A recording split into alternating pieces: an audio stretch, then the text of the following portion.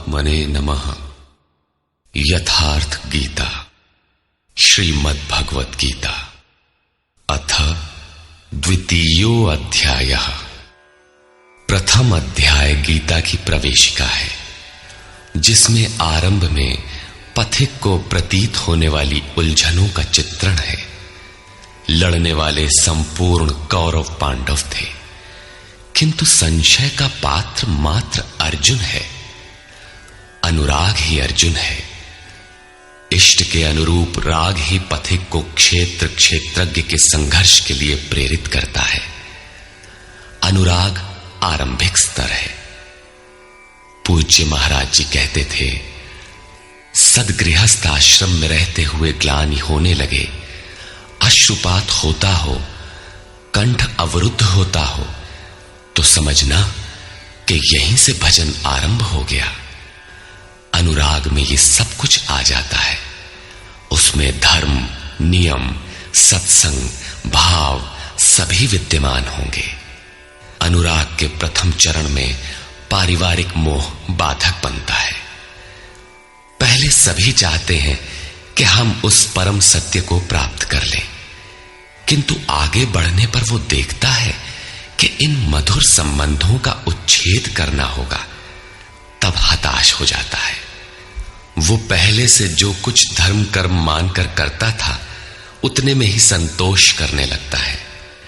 अपने मोह की पुष्टि के लिए वो प्रचलित रूढ़ियों का प्रमाण भी प्रस्तुत करता है, जैसा अर्जुन ने किया कि कुल धर्म सनातन है। युद्ध से सनातन धर्म का लोप होगा, कुल क्षय होगा, स्वैराचार फैलेगा। ये अर्जुन का उत्तर नहीं था, बल्कि सद्गुरु के सान्निध्य से पूर्व की अपनाई गई एक कुरीति मात्र थी। इन्हीं कुरीतियों में फंसकर मनुष्य पृथक पृथक धर्म, अनेक संप्रदाय, छोटे बड़े गुट और असंख्य जातियों की रचना कर लेता है। कोई नाक दबाता है, कोई कान फाड़ता है। किसी के छूने से धर्म नष्ट होता है, तो कहीं रोटी पानी से धर्म नष्ट होता है। तो क्या अछूत या छूने वालों का दोष है? कदापि नहीं। दोष हमारे भ्रमदाताओं का है। धर्म के नाम पर हम कुरीति के शिकार हैं, इसलिए दोष हमारा है। महात्मा बुद्ध के समय में केश कंबल एक संप्रदाय था, जिसमें केश को बढ़ाकर कंबल की तरह प्रयोग करने को पूर्णता का मानदंड माना जाता था। कोई गोव्रतिक गाय की भांति रहने वाला था, तो कोई कुक्कुरव्रतिक कुत्ते की तरह खाने पीने रहने वाला था। ब्रह्म विद्या का इनसे कोई संबंध नहीं है। संप्रदाय और कुरीतियां पहले भी थीं, आज भी हैं। ठीक इसी प्रकार कृष्ण काल में भी संप्रदाय थे, कुरीतियां थीं। उनमें से एकाध कुरीति का शिकार अर्जुन भी था। उसने 4 तर्क प्रस्तुत किए। 1, ऐसे युद्ध से सनातन धर्म नष्ट हो जाएगा।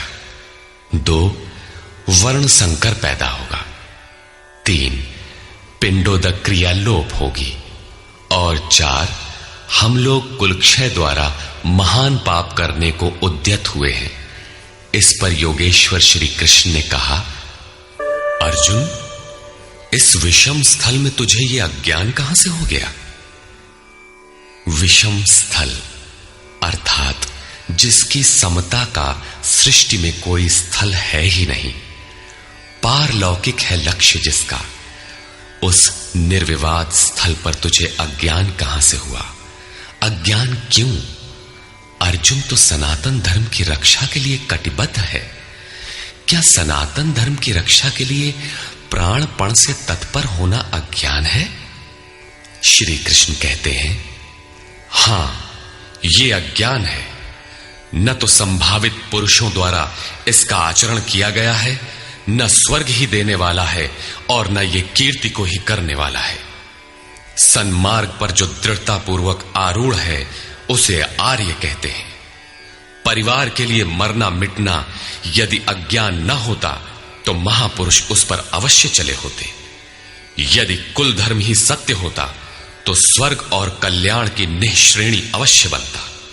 ये कीर्तिदायक भी नहीं है। मीरा भजन करने लगी तो लोग कहें मीरा भई बावरी, सास कहे कुल नाशी रे।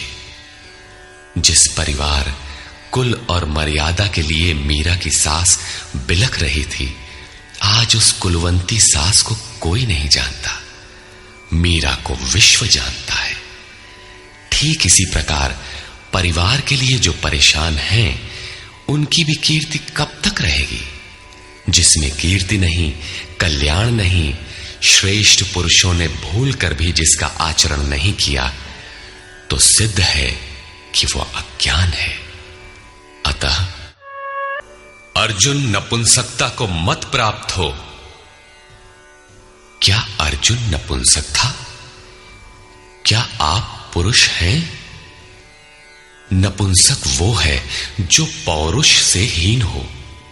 सब अपनी समझ से पुरुषार्थ ही तो करते हैं। किसान रात दिन खून पसीना एक करके खेत में पुरुषार्थ ही तो करता है। कोई व्यापार में पुरुषार्थ समझता है तो कोई पद का दुरुपयोग करके पुरुषार्थी बनता है। जीवन भर पुरुषार्थ करने पर भी खाली हाथ जाना पड़ता है।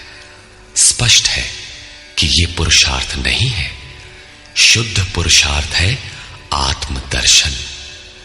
गार्गी ने याज्ञवल्क्य से कहा, नपुंसक पुमान ज्ञेयो यो न वेत्ति हृदि स्थितम पुरुषम स्वप्रकाशम तस्मानंदात्मानमव्ययम्। वो पुरुष होते हुए भी नपुंसक है जो हृदयस्थ आत्मा को नहीं पहचानता।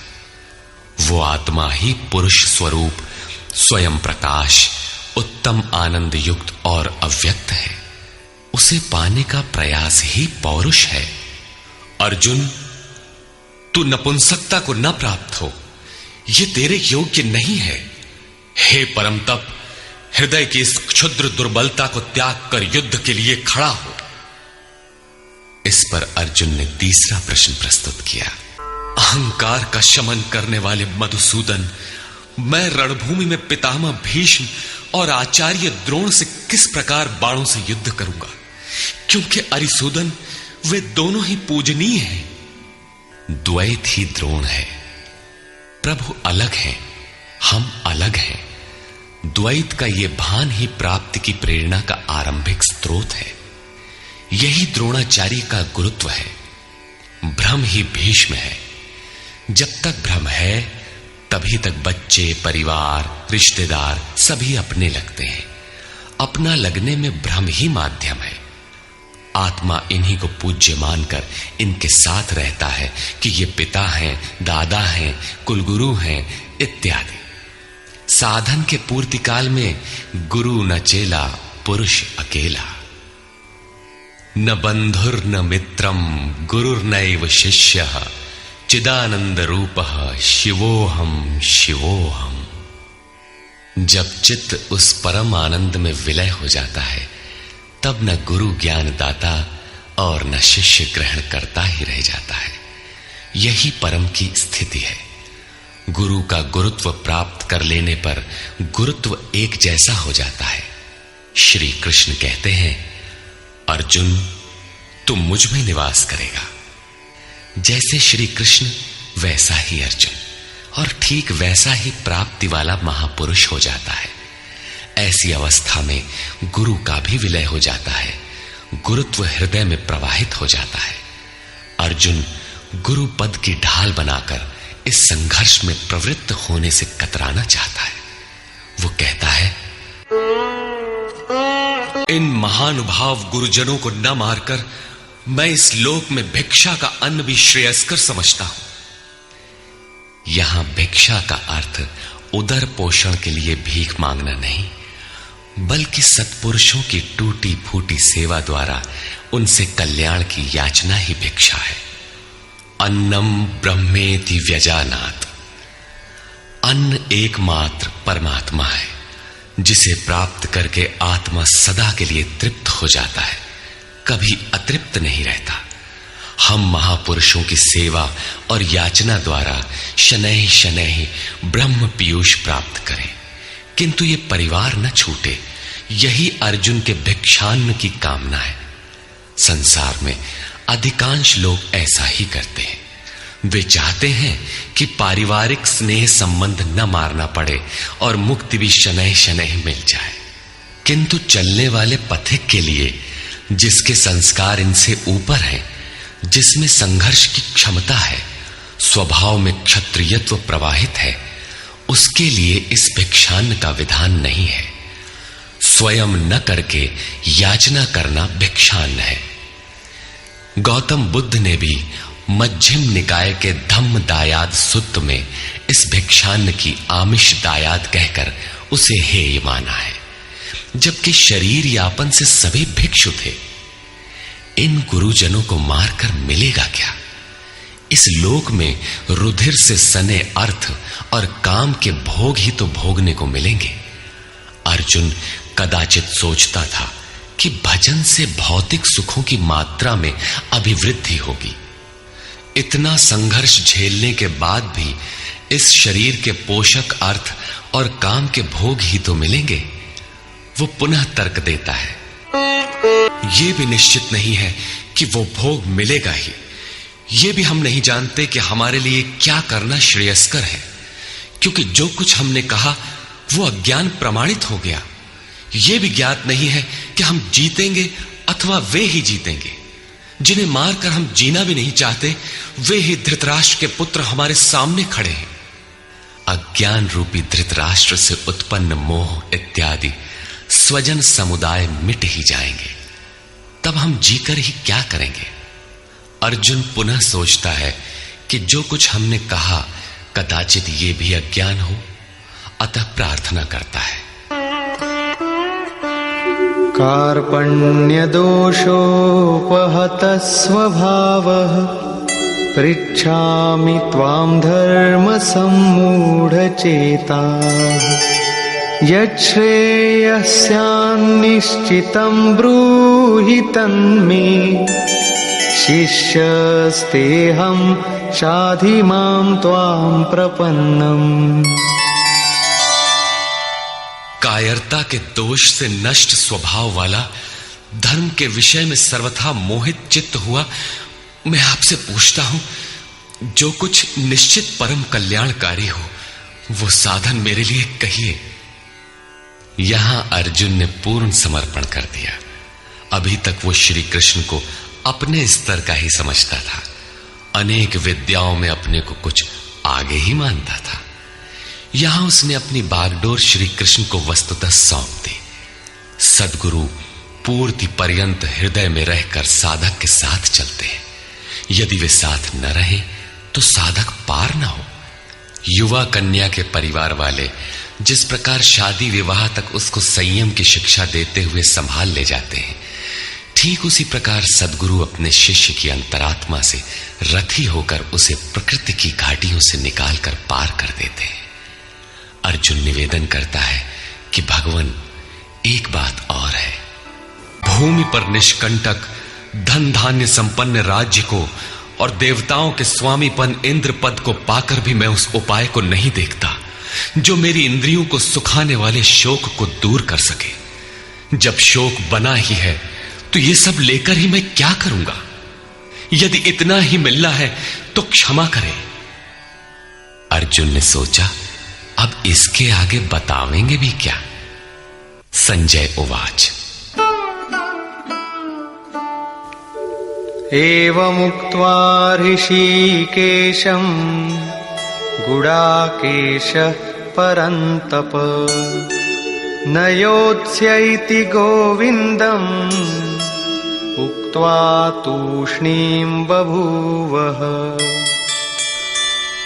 संजय बोला, हे राजन, मोह निशाजयी अर्जुन ने हृदय के सर्वज्ञ श्री कृष्ण से ये कहकर कि गोविंद मैं युद्ध नहीं करूंगा, चुप हो गया।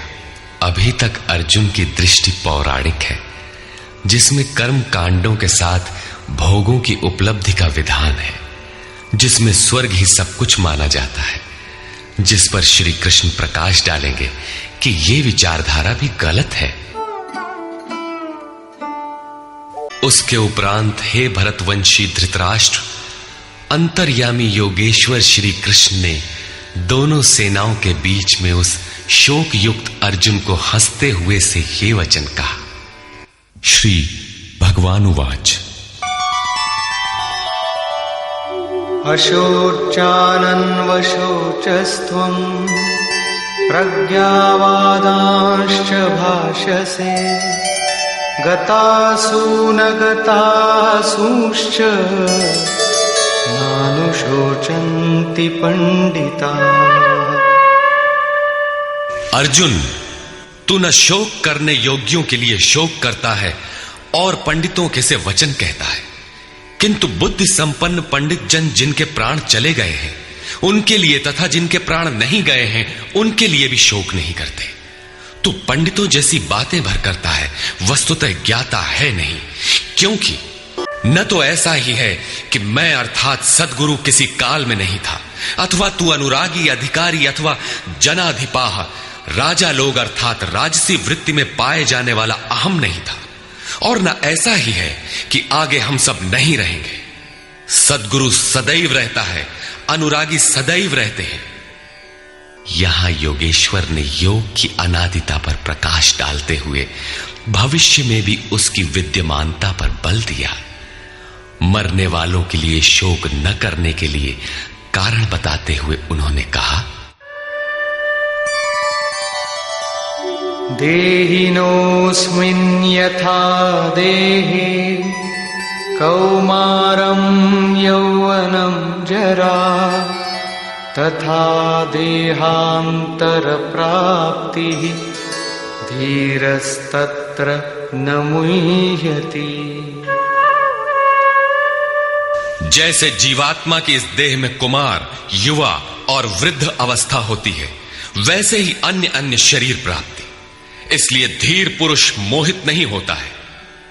कभी आप बालक थे, शनैः शनैः युवा हुए, तब आप मर तो नहीं गए, पुनः वृद्ध हुए। पुरुष एक ही है।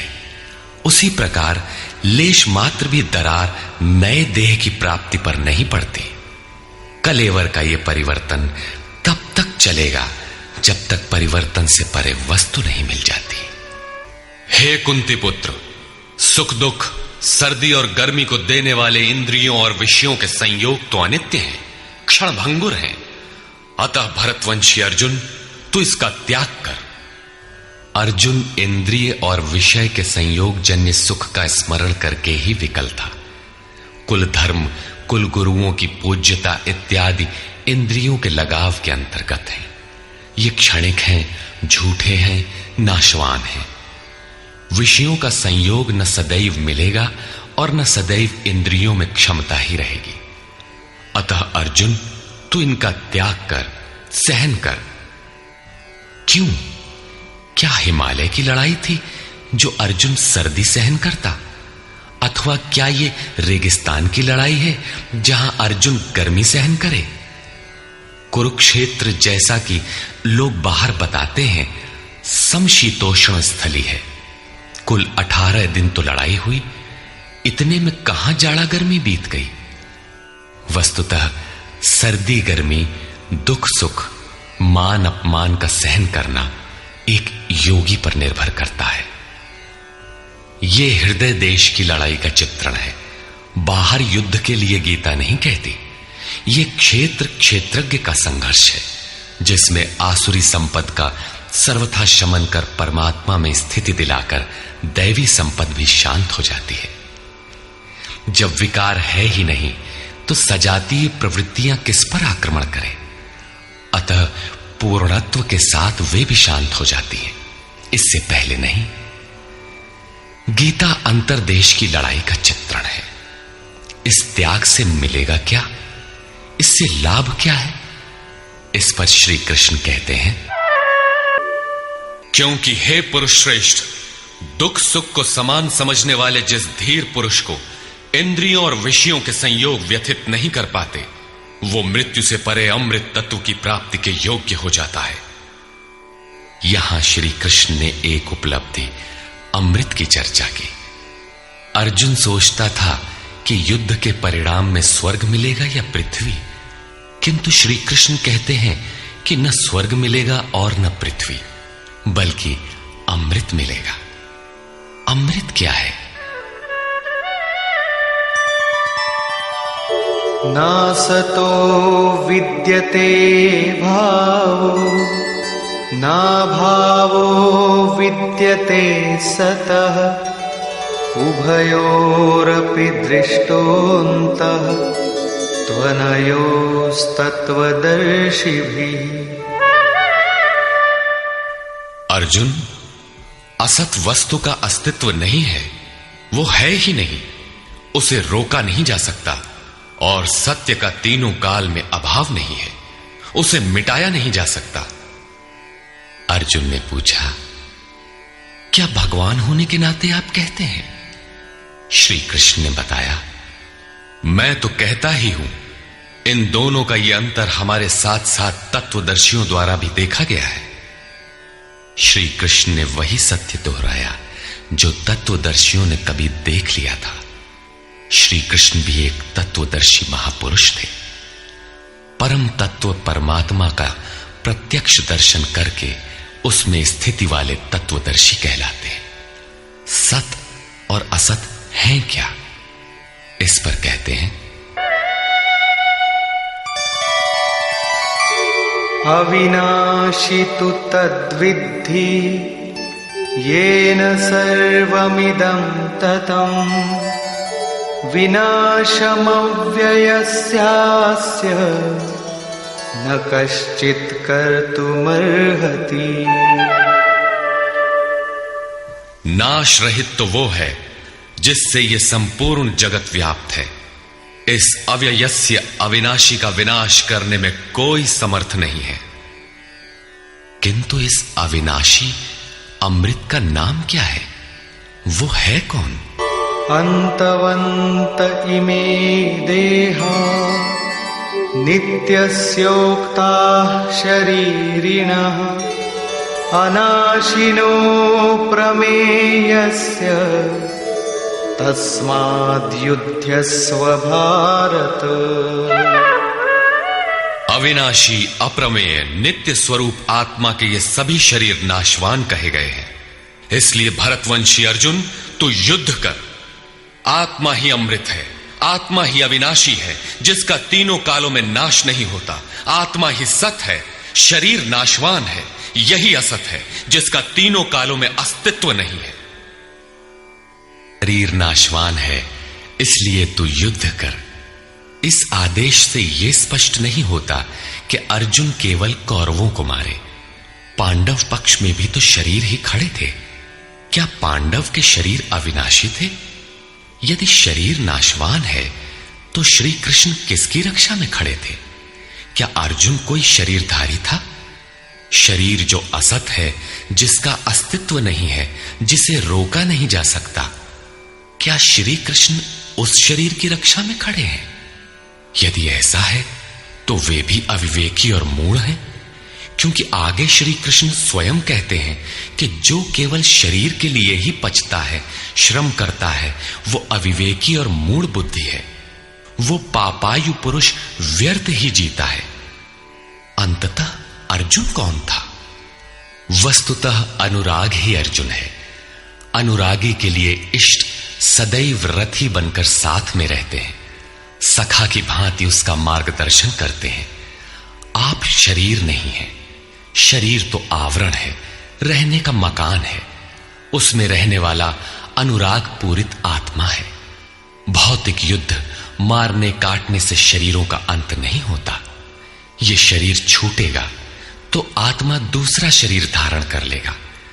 इसी संदर्भ में श्री कृष्ण कह चुके हैं कि जिस प्रकार बाल्यकाल से युवा या वृद्धावस्था आती है, उसी प्रकार देहांतर की प्राप्ति होती है। शरीर काटेंगे तो जीवात्मा नया वस्त्र बदल लेगा। शरीर संस्कारों के आश्रित है और संस्कार मन पर आधारित है। मन एव मनुष्याणाम कारणम बंध मोक्षयोः। मन का सर्वथा निरोध होना, अचल स्थिर ठहरना और अंतिम संस्कार का विलय एक ही क्रिया है। संस्कारों की सतह का टूट जाना ही शरीरों का अंत है। इसे तोड़ने के लिए आपको आराधना करनी होगी, जिसे श्री कृष्ण ने कर्म या निष्काम कर्मयोग की संज्ञा दी है। कृष्ण ने स्थान स्थान पर अर्जुन को युद्ध की प्रेरणा दी, किंतु एक भी श्लोक ऐसा नहीं है जो भौतिक युद्ध या मारकाट का समर्थन करता हो। यह युद्ध सजातीय विजातीय प्रवृत्तियों का है, अंतर्देश में है।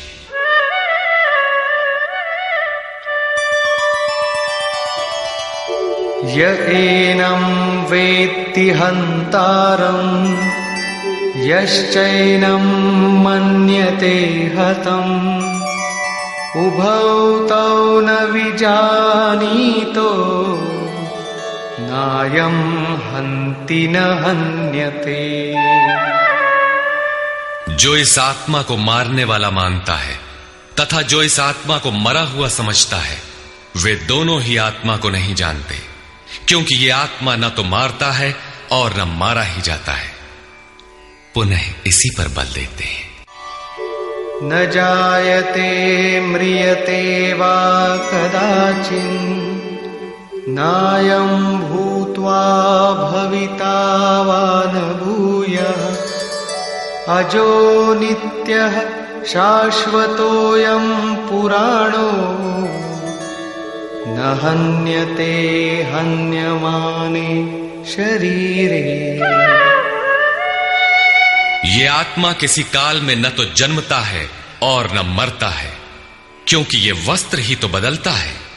न ये आत्मा होकर अन्य कुछ होने वाला है, क्योंकि ये अजन्मा है, नित्य है, शाश्वत और पुरातन है।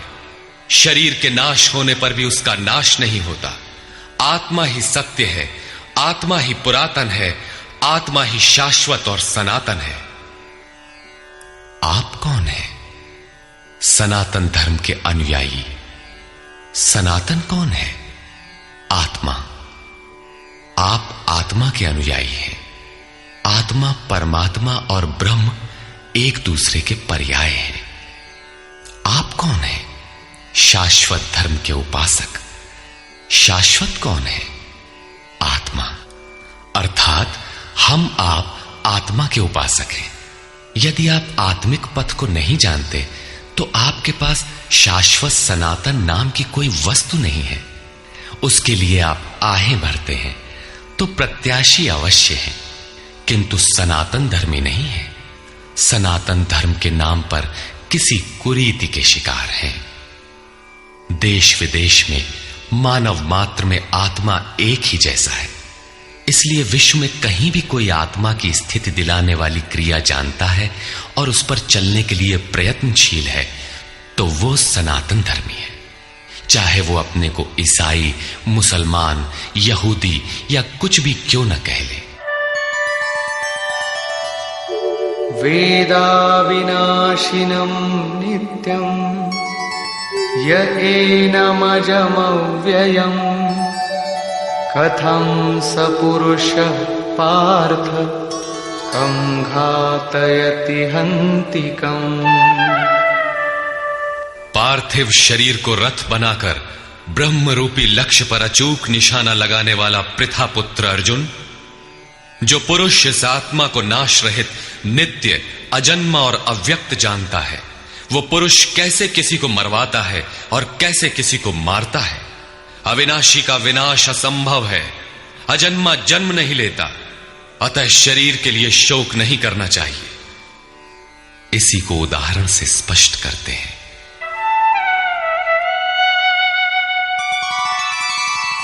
वासांसि जीर्णानि यथा विहाय नवानि गृह्णाति नरोपराणि तथा शरीराणि विहाय जीर्णान्यन्यानि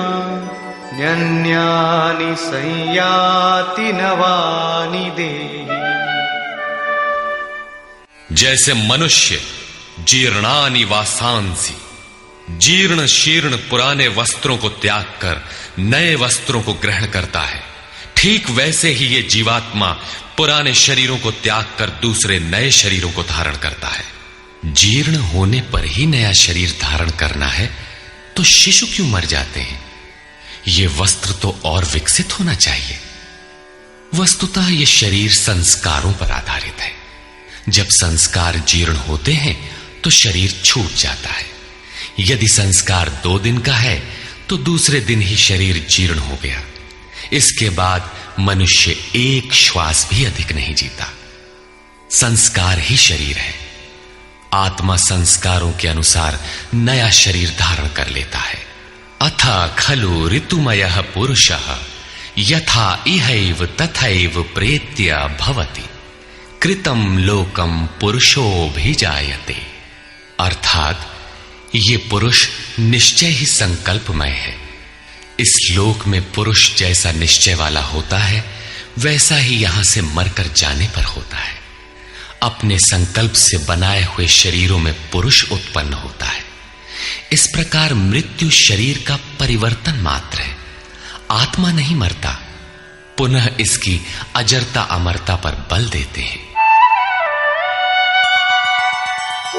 नैनं छिन्दन्ति शस्त्राणि नैनं दहति पावकः न चैनं क्लेदयन्त्यापो न शोषयति मारुतः।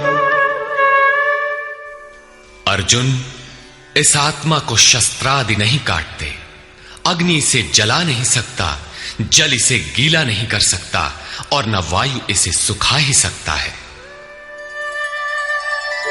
अच्छेद्योऽयमदाह्योऽयम् अक्लेद्यो शोष्य एव च नित्यः सर्वगतः स्थाणुः अचलोऽयं सनातनः। ये आत्मा अच्छेद्य है, इसे छेदा नहीं जा सकता। ये अदाह्य है, इसे जलाया नहीं जा सकता। ये अक्लेद्य है, इसे गीला नहीं किया जा सकता। आकाश इसे अपने में समाहित नहीं कर सकता। यह आत्मा निसंदेह अशोष्य, सर्वव्यापक, अचल, स्थिर रहने वाला और सनातन है। अर्जुन ने कहा था कि कुल धर्म सनातन है। ऐसा युद्ध करने से सनातन धर्म नष्ट हो जाएगा, किंतु श्री कृष्ण ने इसे अज्ञान माना और आत्मा को ही सनातन बताया। आप कौन हैं? सनातन धर्म के अनुयायी। सनातन कौन है? आत्मा।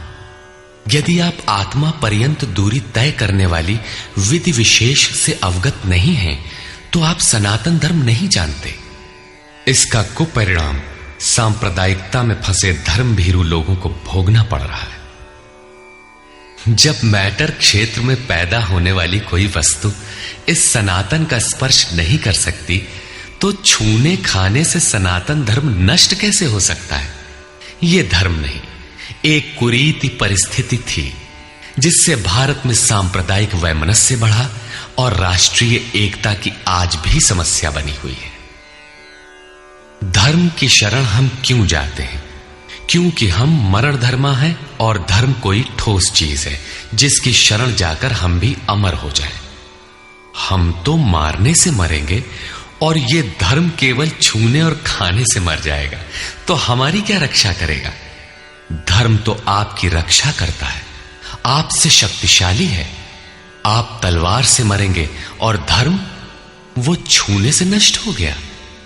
कैसा है आपका धर्म? कुरीतियां नष्ट होती हैं, न कि सनातन। सनातन तो ऐसी ठोस वस्तु है जिसे शस्त्र नहीं काटते, अग्नि जला नहीं सकता, जल इसे गीला नहीं कर सकता।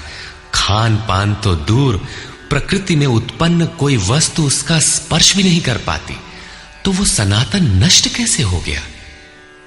ऐसी ही कतिपय कुरीतियां अर्जुन काल में भी थी। उनका शिकार अर्जुन भी था। उसने विलाप करते हुए गिड़गिड़ा कर कहा कि कुल धर्म सनातन है, युद्ध से सनातन धर्म नष्ट हो जाएगा। कुल धर्म नष्ट होने से हम अनंत काल तक नरक में चले जाएंगे। किंतु श्री कृष्ण ने कहा, तुझे ये अज्ञान कहां से उत्पन्न हो गया? सिद्ध है कि वो कोई कुरीति थी। तभी तो श्री कृष्ण ने उसका निराकरण किया और बताया कि आत्मा ही सनातन है। यदि आप आत्मिक पथ नहीं जानते तो सनातन धर्म में आपका अभी तक प्रवेश नहीं हुआ है। जब यह सनातन शाश्वत आत्मा सबके अंदर व्याप्त है तो खोजा किसे जाए? इस पर श्री कृष्ण कहते हैं, अव्यक्तोऽयमचिन्त्योऽयम् अविकार्योऽयमुच्यते तस्मादेवं विदित्वैनं नानुशोचितुमर्हसि। ये आत्मा अव्यक्त अर्थात इंद्रियों का विषय नहीं है। इंद्रियों के द्वारा इसे समझा नहीं जा सकता। जब तक इंद्रियों और विषयों का संयोग है तब तक आत्मा तो है, किंतु उसे समझा नहीं जा सकता। वो अचिंत्य है। जब तक चित्त और चित्त की लहर है तब तक वो शाश्वत है तो, किंतु हमारे दर्शन, उपभोग और प्रवेश के लिए नहीं है। अतः चित्त का निरोध करें। पीछे श्री कृष्ण बता आए हैं कि असत वस्तु का अस्तित्व नहीं है और सत का तीनों कालों में अभाव नहीं है। वो सत है आत्मा। आत्मा ही अपरिवर्तनशील, शाश्वत, सनातन और अव्यक्त है। तत्वदर्शियों ने आत्मा को इन विशेष गुणधर्मों से युक्त देखा। न 10 भाषाओं के ज्ञाता ने देखा, न किसी समृद्धशाली ने देखा, बल्कि तत्वदर्शियों ने देखा। श्री कृष्ण ने आगे बताया कि तत्व है परमात्मा। मन के निरोध काल में साधक उसका दर्शन और उसमें प्रवेश पाता है। प्राप्ति काल में भगवान मिलते हैं और दूसरे ही क्षण वो अपने आत्मा को ईश्वरीय गुण धर्मों से विभूषित देखता है। वो देखता है कि आत्मा ही सत्य, सनातन और परिपूर्ण है। ये आत्मा अचिंत्य है। ये विकार रहित अर्थात न बदलने वाला कहा जाता है। अतः अर्जुन, आत्मा को ऐसा जानकर तू शोक करने योग्य नहीं है। अब श्री कृष्ण अर्जुन के विचारों में विरोधाभास दिखाते हैं, जो सामान्य तर्क है। अथ चैनं नित्यजातं नित्यं वा मन्यसे मृतं तथापि त्वं महाबाहो नैवं शोचितुमर्हसि। यदि तू इसे सदैव जन्मने वाला और सदा मरने वाला माने तब भी तुझे शोक नहीं करना चाहिए, क्योंकि जातस्य हि ध्रुवो मृत्युः ध्रुवं जन्म मृतस्य च तस्मादपरिहार्येऽर्थे न त्वं शोचितुमर्हसि। ऐसा मान लेने पर भी जन्मने वाले की निश्चित मृत्यु और मरने वाले का निश्चित जन्म सिद्ध होता है। इसलिए भी तू बिना उपाय वाले इस विषय में शोक करने लायक नहीं है। जिसका कोई इलाज नहीं, उसके लिए शोक करना एक अन्य दुख को आमंत्रित करना है। अव्यक्तादीनि भूतानि व्यक्तमध्यानि भारत अव्यक्तनिधनान्येव तत्र का परिदेवना। अर्जुन, संपूर्ण प्राणी जन्म से पहले बिना शरीर वाले और मरने के बाद भी बिना शरीर वाले हैं। जन्म के पूर्व और पश्चात भी दिखाई नहीं पड़ते। केवल जन्म मृत्यु के बीच में ही शरीर धारण किए हुए दिखाई देते हैं। अतः इस परिवर्तन के लिए व्यर्थ की चिंता क्यों करते हो? इस आत्मा को देखता कौन है? इस पर कहते हैं, आश्चर्यवत् पश्यति कश्चिदेनम् आश्चर्यवद्वदति तथैव चान्यः आश्चर्यवच्चैनमन्यः शृणोति श्रुत्वाप्येनं वेद न चैव कश्चित्। पहले श्री कृष्ण ने कहा था कि इस आत्मा को तत्वदर्शियों ने देखा है। अब तत्व दर्शन की दुर्लभता पर प्रकाश डालते हैं कि कोई विरला महापुरुष ही इस आत्मा को आश्चर्य की तरह देखता है, सुनता नहीं प्रत्यक्ष देखता है। और वैसे ही दूसरा कोई महापुरुष ही आश्चर्य की तरह इसके तत्व को कहता है। जिसने देखा है वही यथार्थ कह सकता है। दूसरा कोई विरला साधक इसे आश्चर्य की भांति सुनता है। सब सुनते भी नहीं, क्योंकि ये अधिकारी के लिए ही है। हे अर्जुन, कोई कोई तो सुनकर भी इस आत्मा को नहीं जान पाते, क्योंकि साधन पार नहीं लगता। आप लाख ज्ञान की बातें सुने, समझें, बाल की खाल निकाल कर समझें, लालायित भी रहें, किंतु मोह बड़ा प्रबल है। थोड़ी देर बाद ही आप अपनी सांसारिक व्यवस्थाओं में लिप्त मिलेंगे। अंत में श्री कृष्ण निर्णय देते हैं, देही नित्यमवध्योऽयम् देहे सर्वस्य भारत तस्मात् सर्वाणि भूतानि न त्वं शोचितुमर्हसि। अर्जुन, ये आत्मा सबके शरीर में सदैव अवध्य है, अकाट्य है।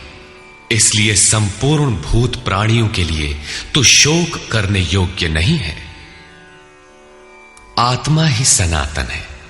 इस तथ्य का प्रतिपादन करके, इसका प्रभुता सहित वर्णन करके यह प्रश्न यहीं पूरा हो जाता है।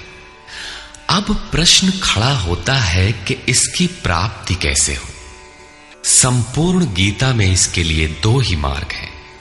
पहला निष्काम कर्म योग और दूसरा ज्ञान योग। दोनों मार्गों में किया जाने वाला कर्म एक ही है। उस कर्म की अनिवार्यता पर बल देते हुए योगेश्वर श्री कृष्ण ज्ञान योग के विषय में कहते हैं, स्वधर्ममपि चावेक्ष्य न विकम्पितुमर्हसि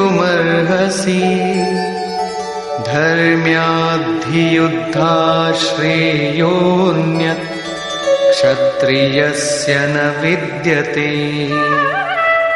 अर्जुन, स्वधर्म देखकर भी तू भय करने योग्य नहीं है, क्योंकि धर्म संयुक्त युद्ध से बढ़कर अन्य कोई परम कल्याणकारी मार्ग क्षत्रिय के लिए नहीं है। अभी तक तो आत्मा शाश्वत है, आत्मा सनातन है, वही एकमात्र धर्म है कहा गया है। अब ये स्वधर्म कैसा? धर्म तो एकमात्र आत्मा ही है, वो तो अचल स्थिर है, तो धर्माचरण क्या?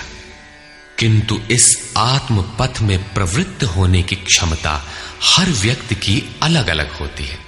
स्वभाव से उत्पन्न इस क्षमता को स्वधर्म कहा गया है। इसी एक सनातन आत्मिक पथ पर चलने वाले साधकों को महापुरुष ने स्वभाव से उनकी क्षमता के अनुसार 4 श्रेणियों में बांटा: शूद्र, वैश्य, क्षत्रिय और ब्राह्मण। साधना की प्रारंभिक अवस्था में प्रत्येक साधक शूद्र अर्थात अल्पज्ञ होता है।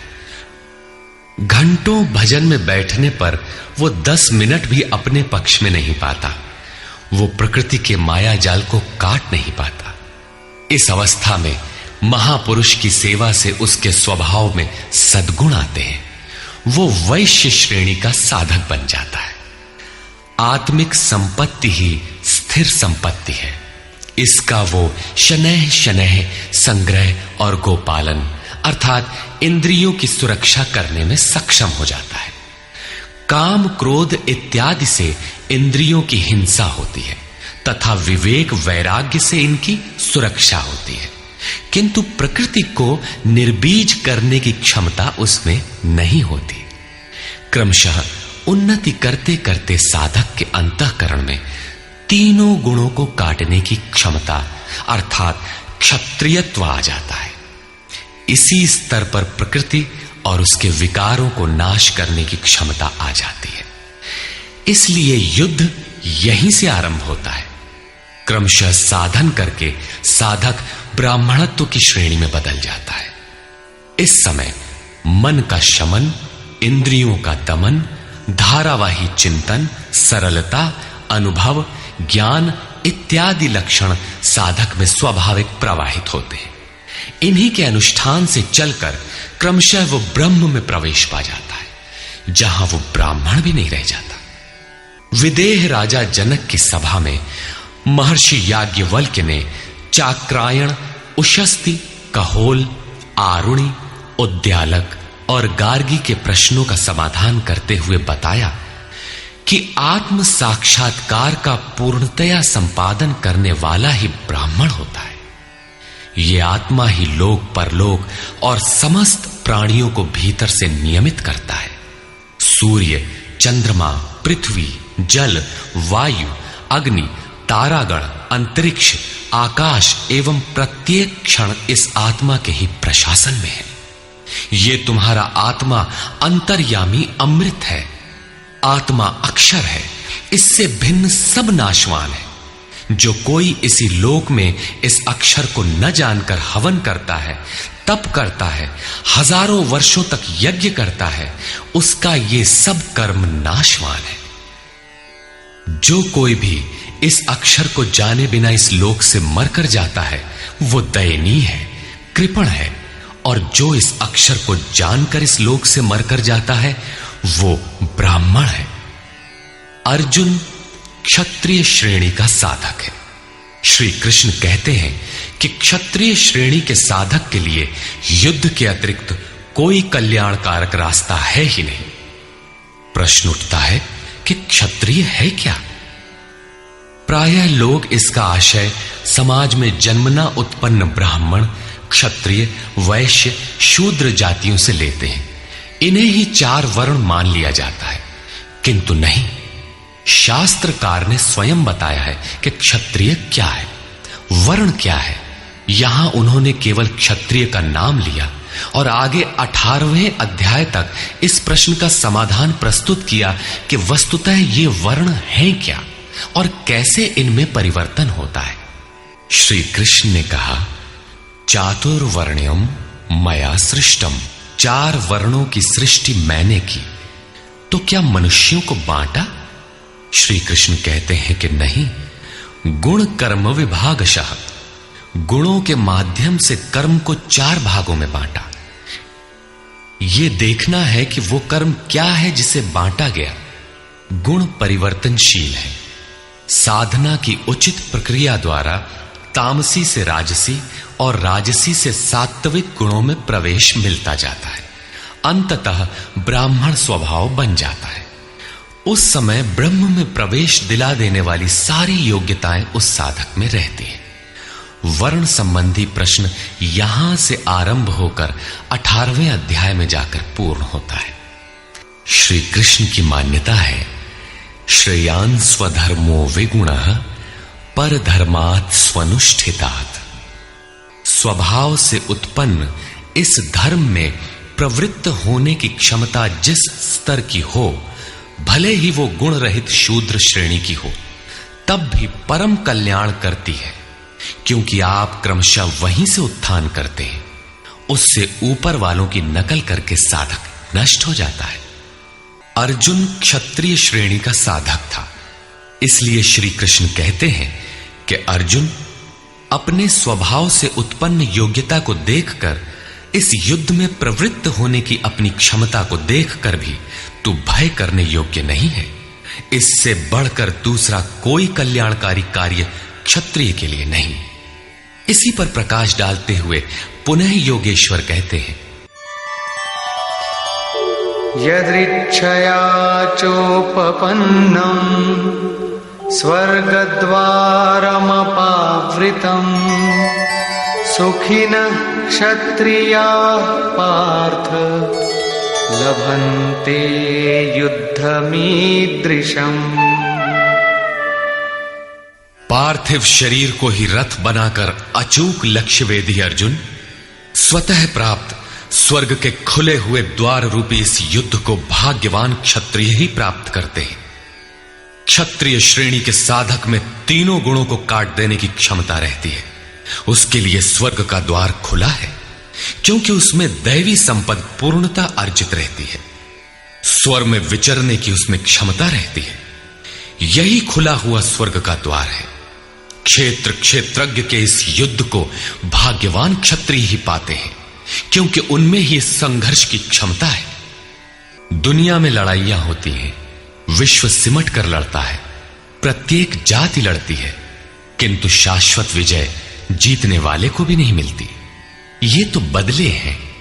जो जिसको जितना दबाता है, कालांतर में उसे भी उतना ही दबना पड़ता है। ये कैसी विजय है जिसमें इंद्रियों को सुखाने वाला शोक बना ही रहता है, अंत में शरीर भी नष्ट हो जाता है। वास्तविक संघर्ष तो क्षेत्र और क्षेत्रज्ञ का है, जिसमें एक बार विजय हो जाने पर प्रकृति का सदा के लिए निरोध और परम पुरुष परमात्मा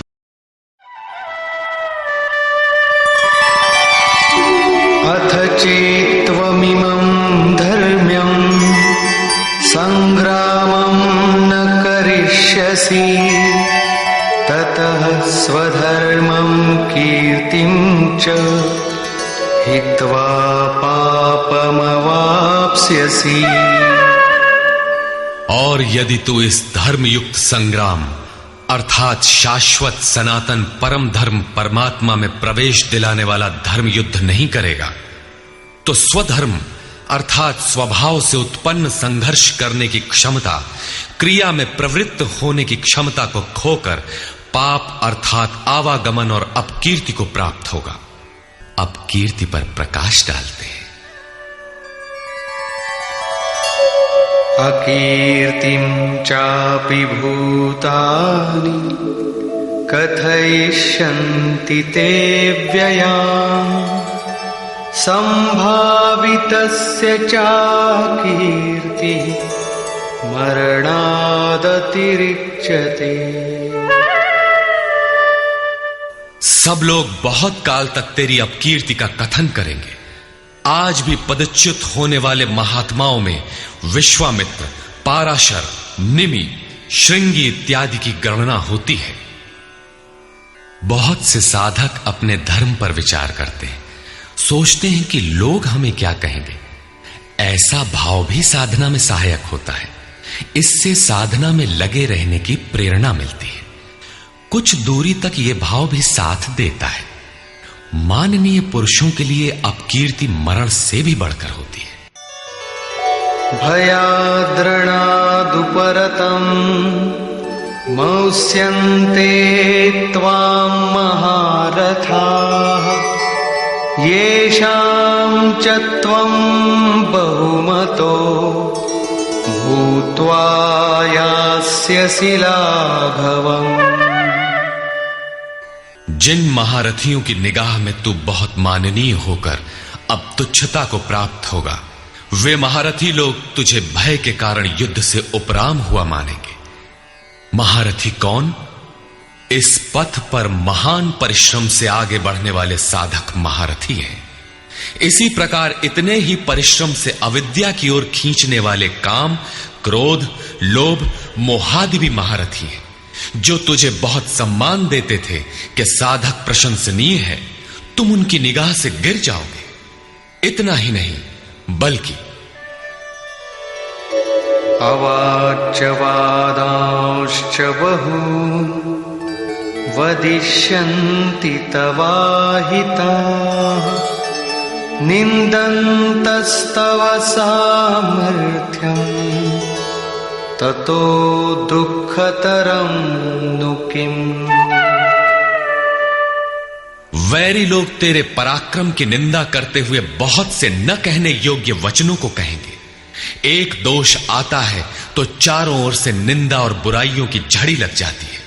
न कहने योग्य वचन भी कहे जाते हैं। इससे बड़ा दुख क्या होगा?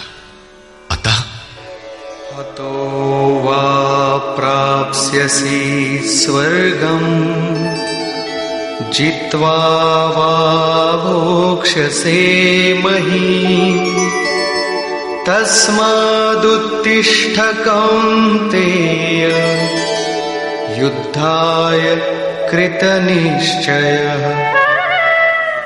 इस युद्ध में मरोगे तो स्वर्ग प्राप्त करोगे, स्वर में विचरने की क्षमता रहेगी, श्वास से बाहर प्रकृति में विचरने की धाराएं निरुद्ध हो जाएंगी, परम देव परमात्मा में प्रवेश दिलाने वाली दैवी संपद हृदय में पूर्णतः प्रवाहित रहेगी, अथवा इस संघर्ष में जीतने पर महामहिम स्थिति को प्राप्त करोगे।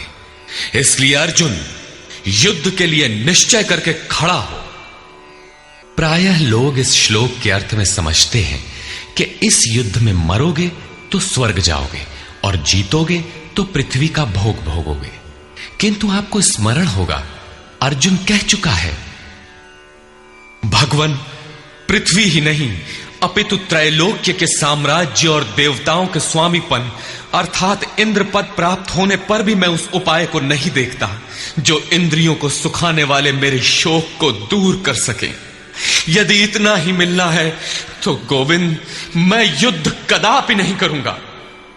यदि इतने पर भी श्री कृष्ण कहते कि अर्जुन लड़ो, जीतोगे तो पृथ्वी पा जाओगे, हारोगे तो स्वर्ग के नागरिक बन जाओगे, तो श्री कृष्ण देते ही क्या है? अर्जुन इससे आगे का सत्य, श्रेय, परम कल्याण की कामना वाला शिष्य था, जिसे सद्गुरुदेव श्री कृष्ण ने बताया कि क्षेत्रज्ञ के इस संघर्ष में यदि शरीर का समय पूरा हो जाता है और लक्ष्य तक नहीं पहुंच सके तो स्वर्ग प्राप्त करोगे, अर्थात स्वर में ही विचरण करने की क्षमता प्राप्त कर लोगे। दैवी संपत्ति हृदय में ढल जाएगी और इस शरीर के रहते रहते संघर्ष में सफल हो जाते हो तो महीम, सबसे महान ब्रह्म की महिमा का उपभोग करोगे, महामहिम की स्थिति प्राप्त कर लोगे। जीतोगे तो सर्वस्व, क्योंकि महामहिमत्व को पाओगे, और हारोगे तो देवत्व। दोनों हाथों में लड्डू रहेंगे, लाभ में भी लाभ और हानि में भी लाभ ही है। पुनः इसी पर बल देते हैं, सुख दुखे समे कृत्वा लाभालाभो जया जया ततो युद्धाय युज्यस्व नैवं पापमवाप्स्यसि। इस प्रकार सुख दुख, लाभ हानि, जय पराजय को समान समझकर तू युद्ध के लिए तैयार हो। युद्ध करने से तू पाप को प्राप्त नहीं होगा, अर्थात सुख में सर्वस्व और दुख में भी देवत्व है, लाभ में महीम की स्थिति अर्थात सर्वस्व और हानि में भी देवत्व है, जय में महामहिम स्थिति और पराजय में भी दैवी संपत्ति पर अधिकार है।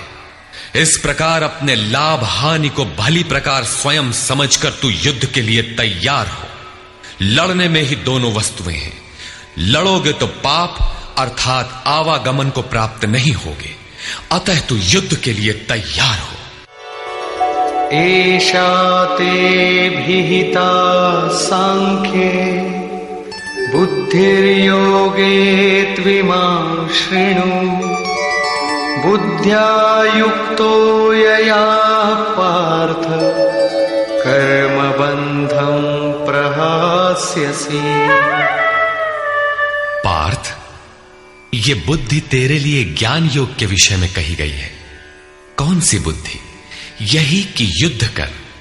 ज्ञान योग में इतना ही है कि अपनी हस्ती को देखकर लाभ हानि का भली प्रकार विचार करके कि जीतेंगे तो महामहिम स्थिति और हारेंगे तो देवत्व, जय में सर्वस्व और पराजय में भी देवत्व, दोनों तरह लाभ है। युद्ध नहीं करेंगे तो सभी हमें बुरा कहेंगे, भय से उपराम हुआ मानेंगे, अपकीर्ति होगी। इस प्रकार अपने अस्तित्व को सामने रखकर स्वयं विचार कर युद्ध में अग्रसर होना ही ज्ञान योग है। प्रायः लोगों में भ्रांति है कि ज्ञान मार्ग में कर्म युद्ध नहीं करना पड़ता। वे कहते हैं कि ज्ञान मार्ग में कर्म नहीं है, मैं तो शुद्ध हूं, बुद्ध हूं, चैतन्य हूं, अहम ब्रह्मास्मि। गुण ही गुण में बरतते हैं, ऐसा मानकर हाथ पर हाथ रखकर बैठ जाते हैं। योगेश्वर श्री कृष्ण के अनुसार यह ज्ञान योग नहीं है। ज्ञान योग में भी वही कर्म करना है जो निष्काम कर्म योग में किया जाता है। दोनों में केवल बुद्धि का, दृष्टिकोण का अंतर है।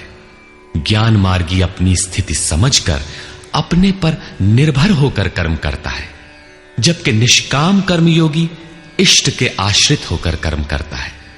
करना दोनों मार्गों में है और वो कर्म भी एक ही है जिसे दोनों मार्गों में किया जाना है।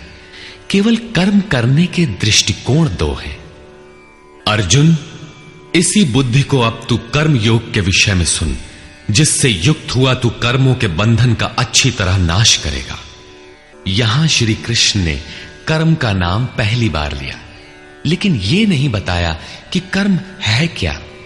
अब कर्म न बताकर पहले कर्म की विशेषताओं पर प्रकाश डालते हैं।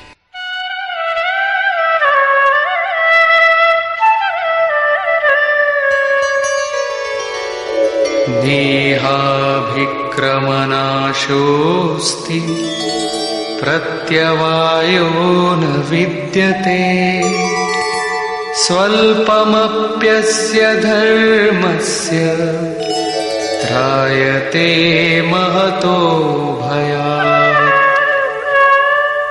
इस निष्काम कर्म योग में आरंभ का अर्थात बीज का नाश नहीं होता, सीमित फल रूपी दोष नहीं है। इसलिए इस निष्काम कर्म का, इस कर्म से संपादित धर्म का थोड़ा भी साधन जन्म मृत्यु रूपी महान भय से उद्धार कर देता है। आप इस कर्म को समझें और उस पर 2 कदम चल भर दें, जो सदगृहस्थ आश्रम में रहकर ही चला जा सकता है। साधक तो चलते ही हैं। बीज भर डाल दें तो अर्जुन, बीज का नाश नहीं होता। प्रकृति में कोई क्षमता नहीं, ऐसा कोई अस्त्र नहीं कि उस सत्य को मिटा दे। प्रकृति केवल आवरण डाल सकती है, कुछ देर कर सकती है, किंतु साधन के आरंभ को मिटा नहीं सकती। आगे श्री कृष्ण ने बताया कि सभी पापियों से भी बड़ा पापी ही क्यों न हो, ज्ञान रूपी नौका द्वारा निसंदेह पार हो जाएगा। ठीक उसी बात को यहां कहते हैं कि अर्जुन, निष्काम कर्म योग का बीजारोपण भर कर दें तो उस बीज का कभी नाश नहीं होता। विपरीत फल रूपी दोष भी इसमें नहीं होता कि आपको स्वर्ग, रिद्धियों या सिद्धियों तक पहुंचाकर छोड़ दे। आप ये साधन भले छोड़ दें, किंतु यह साधन आपका उद्धार करके ही छोड़ेगा। इस निष्काम कर्मयोग का थोड़ा सा भी साधन जन्म मृत्यु के महान भय से उद्धार कर देता है। अनेक जन्म संसिद्धस्ततो याति पराम गतिम। कर्म का यह बीजारोपण अनेक जन्म के पश्चात वहीं खड़ा कर देगा जहां परम धाम है, परम गति है। इसी क्रम में आगे कहते हैं, व्यवसायात्मिका बुद्धि एकेह कुरु नंदन बहुशाखा ह्यनन्ताश्च बुद्धयो व्यवसायिनाम्। अर्जुन, इस निष्काम कर्म योग में क्रियात्मक बुद्धि एक ही है, क्रिया एक है और परिणाम एक ही है। आत्मिक संपत्ति ही स्थिर संपत्ति है। इस संपत्ति को प्रकृति के द्वंद्व में शनैः शनैः अर्जित करना व्यवसाय है। यह व्यवसाय अथवा निश्चयात्मक क्रिया भी एक ही है। तब तो जो लोग बहुत सी क्रियाएं बताते हैं, क्या वे भजन नहीं करते? श्री कृष्ण कहते हैं, हां, वे भजन नहीं करते। उन पुरुषों की बुद्धि अनंत शाखाओं वाली होती है, इसलिए अनंत क्रियाओं का विस्तार कर लेते हैं। यामिमां पुष्पितां वाचं प्रवदन्त्य विपश्चितः वेदवादरताः पार्थ नान्यदस्तीति वादिनः कामात्मानः स्वर्गपरा जन्म कर्म फलप्रदां क्रिया विशेष बहुलां भोगैश्वर्य गतिं प्रति। पार्थ, वे कामात्मानः, कामनाओं से युक्त, वेदवादरताः, वेद के वाक्यों में अनुरक्त, स्वर्गपराः, स्वर्ग को ही परम लक्ष्य मानते हैं कि इसके आगे कुछ है ही नहीं, ऐसा कहने वाले अविवेकी जन जन्म मृत्यु रूपी फल देने वाली भोग और ऐश्वर्य की प्राप्ति के लिए बहुत सी क्रियाओं का विस्तार कर लेते हैं और दिखावटी शोभा युक्त वाणी में व्यक्त भी करते हैं। अर्थात अविवेकियों की बुद्धि अनंत भेदों वाली होती है। वे फल वाले वाक्य में ही अनुरक्त रहते हैं, वेद के वाक्यों को ही प्रमाण मानते हैं, स्वर्ग को ही श्रेष्ठ मानते हैं। उनकी बुद्धि बहुत सी भेदों वाली है, इसलिए अनंत क्रियाओं की रचना कर लेते हैं। वे नाम तो परम तत्व परमात्मा का ही लेते हैं, किंतु उसकी ओट में अनंत क्रियाओं का विस्तार कर लेते हैं। तो क्या अनंत क्रियाएं कर्म नहीं है? श्री कृष्ण कहते हैं नहीं, अनंत क्रियाएं कर्म नहीं है। तो वो एक निश्चित क्रिया है क्या? श्री कृष्ण अभी ये नहीं बताते। अभी तो केवल इतना कहते हैं कि अविवेकियों की बुद्धि अनंत शाखाओं वाली होती है, इसलिए वे अनंत क्रियाओं का विस्तार कर लेते हैं। वे केवल विस्तार ही नहीं करते, अपितु आलंकारिक शैली में उसे व्यक्त भी करते हैं। उसका प्रभाव क्या होता है? भोगैश्वर्य प्रसक्तानां तया परितचेतसां व्यवसायात्मिका बुद्धि समाधौ न विधीयते। उनकी वाणी की छाप जिन जिन के चित्त पर पड़ जाती है अर्जुन, उनकी भी बुद्धि नष्ट हो जाती है, न कि वे कुछ पाते हैं। उस वाणी द्वारा हरे हुए चित्त वालों के और भोग ऐश्वर्य में आसक्ति वाले पुरुषों के अंतःकरण में क्रियात्मक बुद्धि नहीं रह जाती। इष्ट में समाधिस्थ करने वाली निश्चयात्मक क्रिया उनमें नहीं होती। ऐसे अविवेकियों की वाणी सुनता कौन है? भोग और ऐश्वर्य में आसक्ति वाले ही सुनते हैं, अधिकारी नहीं सुनता। ऐसे पुरुषों में सम और आदि तत्व में प्रवेश दिलाने वाली निश्चयात्मक क्रिया से संयुक्त बुद्धि नहीं होती। प्रश्न उठता है कि वेद वादरता, जो वेद के वचनों में अनुरक्त हैं, क्या वे भी भूल करते हैं? इस पर श्री कृष्ण कहते हैं, त्रैगुण्य विषया वेदा निस्त्रैगुण्यो भवार्जुन निर्द्वन्द्वो नित्यसत्त्वस्थो निर्योगक्षेम आत्मवान्। अर्जुन, त्रैगुण्य विषया वेदा, वेद तीनों गुणों तक ही प्रकाश करते हैं, इसके आगे का हाल वे नहीं जानते। इसलिए निस्त्रय गुण्यो भव अर्जुन, अर्जुन तू तीनों गुणों से ऊपर उठ, अर्थात वेदों के कार्य क्षेत्र से आगे बढ़। कैसे बढ़ा जाए? इस पर श्री कृष्ण कहते हैं, निर्द्वंद्वः, सुख दुख के द्वंद्वों से रहित, नित्य सत्य वस्तु में स्थित और योग क्षेम को न चाहता हुआ आत्मपरायण हो। इस प्रकार ऊपर उठ। प्रश्न उठता है कि हम ही उठें या कोई वेदों से ऊपर उठा भी है?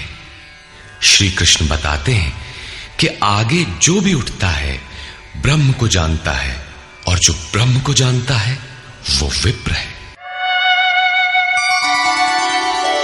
यावानर्थ उदपाने सर्वतः संप्लुतोदके तावान् सर्वेषु वेदेषु ब्राह्मणस्य विजानतः। सब ओर से परिपूर्ण जलाशय को प्राप्त होने पर मनुष्य का छोटे जलाशय से जितना प्रयोजन रहता है, अच्छी प्रकार ब्रह्म को जानने वाले ब्राह्मण का वेदों से उतना ही प्रयोजन रहता है। तात्पर्य यह है कि जो वेदों से ऊपर उठता है वो ब्रह्म को जानता है, वही ब्राह्मण है। अर्थात तू वेदों से ऊपर उठ, ब्राह्मण बन। अर्जुन क्षत्रिय था। श्री कृष्ण कहते हैं कि ब्राह्मण बन।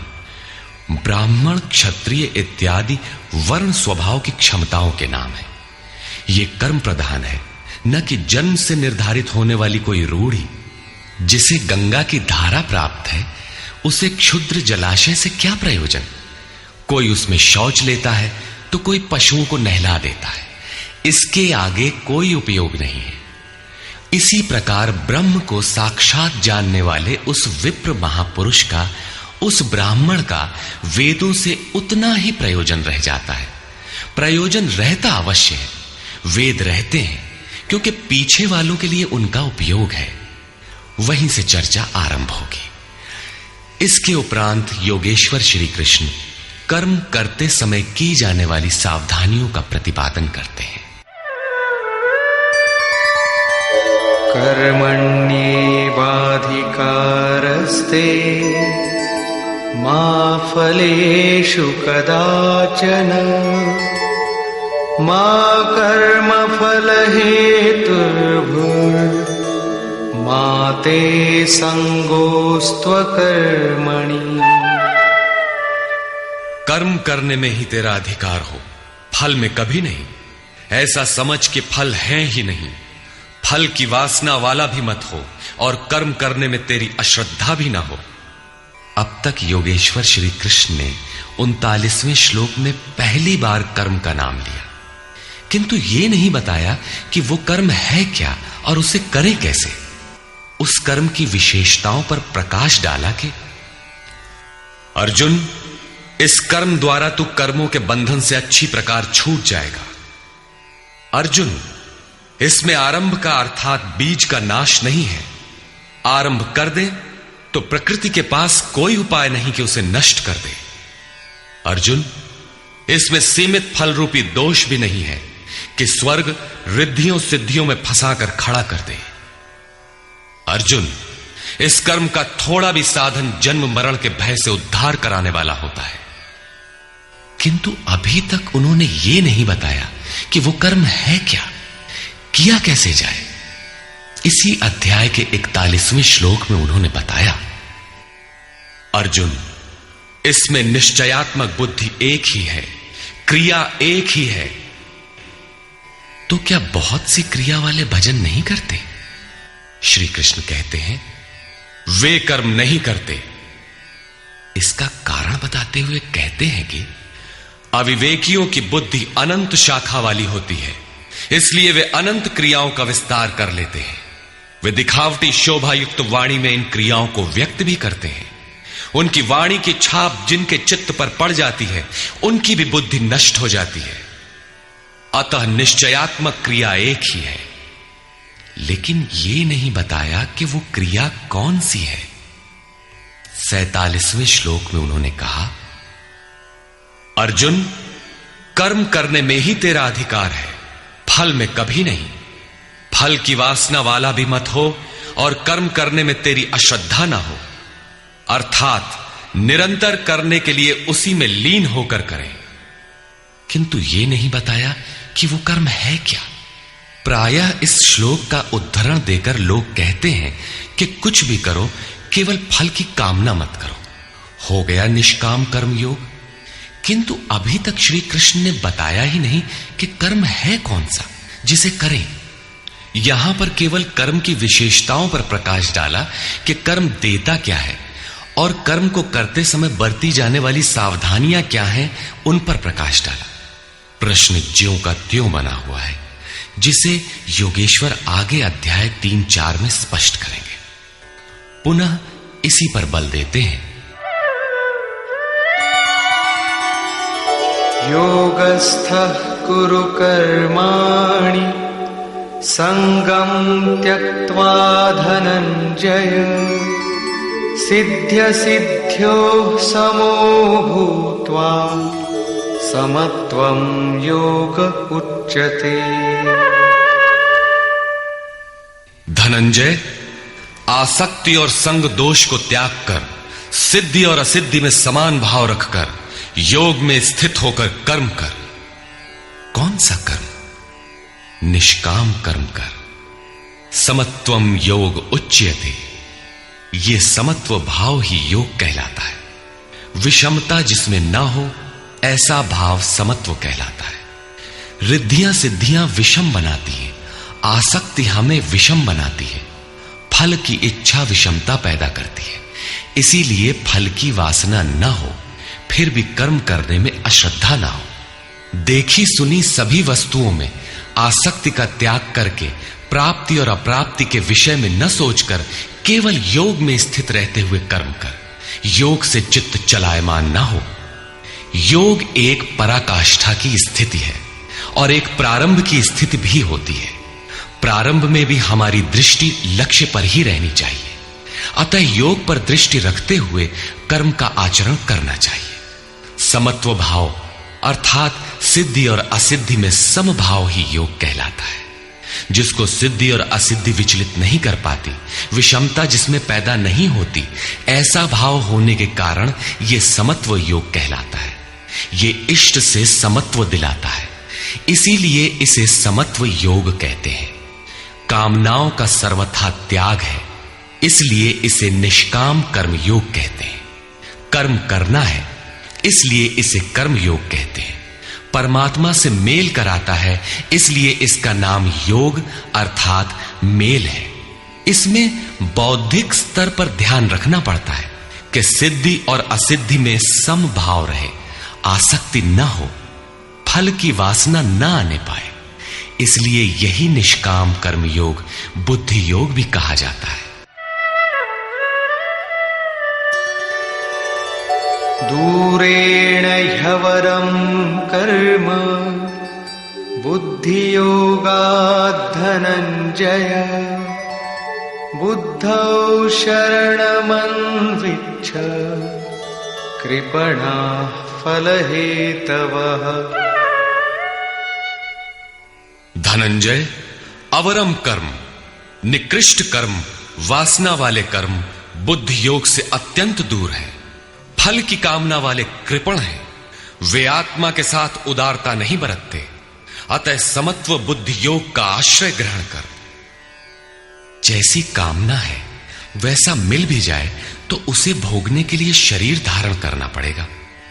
आवागमन बना है तो कल्याण कैसा? साधक को तो मोक्ष की भी वासना नहीं रखनी चाहिए, क्योंकि वासनाओं से मुक्त होना ही तो मोक्ष है। फल की प्राप्ति का चिंतन करने से साधक का समय व्यर्थ नष्ट हो जाता है और फल प्राप्त होने पर वो उसी फल में उलझ जाता है। उसकी साधना समाप्त हो जाती है। आगे वो भजन क्यों करे? वहां से वो भटक जाता है। इसलिए समत्व बुद्धि से योग का आचरण करें। ज्ञान मार्ग को भी श्री कृष्ण ने बुद्धि योग कहा था कि अर्जुन, ये बुद्धि तेरे लिए ज्ञान योग के विषय में कही गई। और यहां निष्काम कर्म योग को भी बुद्धि योग कहा गया। वस्तुतः दोनों में बुद्धि का दृष्टिकोण का ही अंतर है। उसमें लाभ हानि का रिकॉर्ड रखकर उसे जांच कर चलना पड़ता है। इसमें भी बौद्धिक स्तर पर समत्व बनाए रखना पड़ता है। इसलिए इसे समत्व बुद्धि योग कहा जाता है। इसलिए धनंजय, तू समत्व बुद्धि योग का आश्रय ग्रहण कर, क्योंकि फल की वासना वाले अत्यंत कृपण हैं। बुद्धियुक्तो जहातीह उभे सुकृत दुष्कृते तस्माद्योगाय युज्यस्व योग कर्मसु कौशलम्। समत्व बुद्धि युक्त पुरुष पुण्य पाप दोनों को ही इसी लोक में त्याग देता है, उनसे लिपायमान नहीं होता। इसलिए समत्व बुद्धि योग के लिए चेष्टा कर। योगः कर्मसु कौशलम। समत्व बुद्धि के साथ कर्मों का आचरण कौशल ही योग है। संसार में कर्म करने के दो दृष्टिकोण प्रचलित हैं। लोग कर्म करते हैं तो उसका फल भी अवश्य चाहते हैं, या फल न मिले तो कर्म करना ही नहीं चाहते, किंतु योगेश्वर श्री कृष्ण इन कर्मों को बंधनकारी बताते हुए आराधना को एकमात्र कर्म मानते हैं। इस अध्याय में उन्होंने कर्म का नाम मात्र लिया। अध्याय 3 के 9वें श्लोक में उसकी परिभाषा दी और चौथे अध्याय में कर्म के स्वरूप पर विस्तार से प्रकाश डाला। प्रस्तुत श्लोक में श्री कृष्ण ने सांसारिक परंपरा से हटकर कर्म करने की कला बताई कि कर्म तो करो, श्रद्धा पूर्वक करो, किंतु फल के अधिकार को स्वेच्छा से छोड़ दो। फल जाएगा कहां? यही कर्मों के करने का कौशल है। निष्काम साधक की समग्र शक्ति इस प्रकार कर्म में लगी रहती है। फिर भी जिज्ञासा स्वाभाविक है कि क्या सदैव कर्म ही करते रहना है या इसका कुछ परिणाम भी निकलेगा? इसे देखें। कर्मजं बुद्धियुक्ता हि फलं त्यक्त्वा मनीषिणः जन्मबन्ध विनिर्मुक्ताः पदं गच्छन्त्यनामयम्। बुद्धि योग से युक्त ज्ञानी जन कर्मों से उत्पन्न होने वाले फल को त्याग कर जन्म और मृत्यु के बंधन से छूट जाते हैं। वे निर्दोष अमृतमय परम पद को प्राप्त होते हैं। अर्जुन की दृष्टि त्रिलोकी के साम्राज्य तथा देवताओं के स्वामीपन तक ही सीमित थी। इतने तक के लिए भी वो युद्ध में प्रवृत्त नहीं हो रहा था। यहां श्री कृष्ण उसे नवीन तथ्य उद्घाटित करते हैं कि आसक्ति रहित कर्म द्वारा अनामय पद प्राप्त होता है। निष्काम कर्म योग परम पद को दिलाता है, जहां मृत्यु का प्रवेश नहीं है। इस कर्म में प्रवृत्ति कब होगी? यदा ते मोह कलिलं बुद्धिर्व्यतितरिष्यति तदा गन्तासि निर्वेदं श्रोतव्यस्य श्रुतस्य च। जिस काल में तेरी साधक की बुद्धि मोह रूपी दलदल को पूर्णतः पार कर लेगी, लेश मात्र भी मोह न रह जाए, उस समय जो सुनने योग्य है उसे तू सुन सकेगा और सुने हुए के अनुसार वैराग्य को प्राप्त हो सकेगा, अर्थात उसे आचरण में ढाल सकेगा।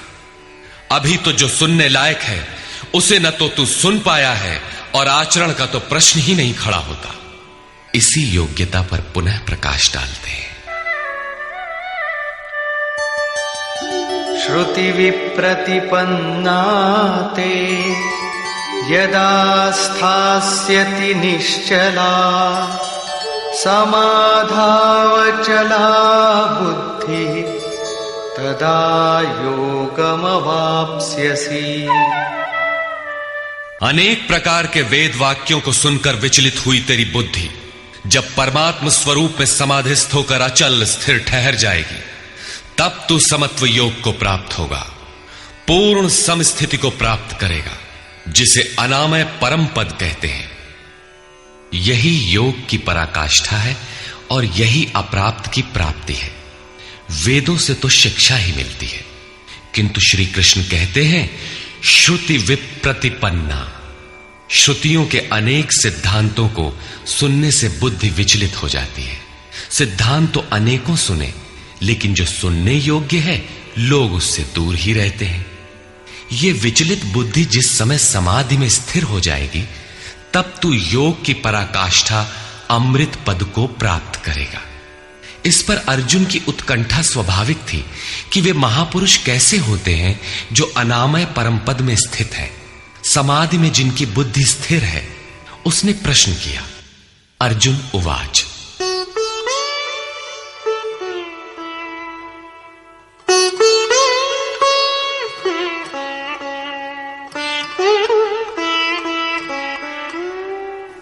स्थितप्रज्ञस्य का भाषा समाधिस्थस्य केशव स्थितधिः किं प्रभाषेत किमासीत व्रजेत किम्। समाधीयते चित्तम यस्मिन् स आत्मा एव समाधिः। जिसमें चित्त का समाधान किया जाए वो आत्मा ही समाधि है।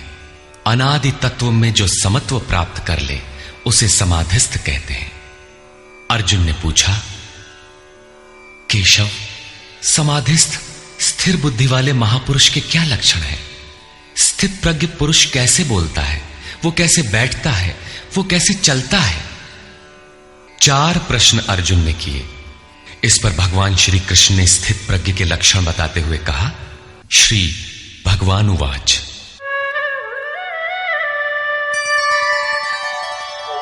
प्रजहाति यदा कामान् सर्वान् पार्थमनोगतान्